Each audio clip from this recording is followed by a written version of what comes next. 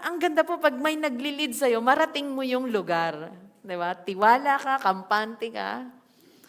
Ano pa po, yung may guide ka sa isang lugar, nag-tour kayo, umakyat kayo ng bundok. Tapos ito, puro damo.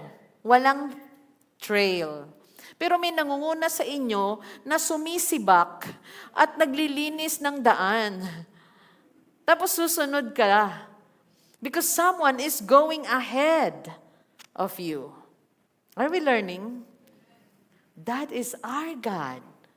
He goes before us. At minsan, hindi natin maintindihan. Bakit palikaw-likaw tayo? Minsan, pag sumusunod ka lang, sasabihin mo lagi, malayo pa ba? Malayo pa ba? Ano ba to? Di ba hindi mo naintindihan minsan kasi bago ka dun sa lugar na yon. Yet you obey because the one who's leading you knows that place.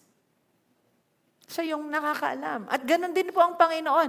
Dahil alam niya ang mangyayari, nagpakita po siya dito ng kanyang kapangyarihan.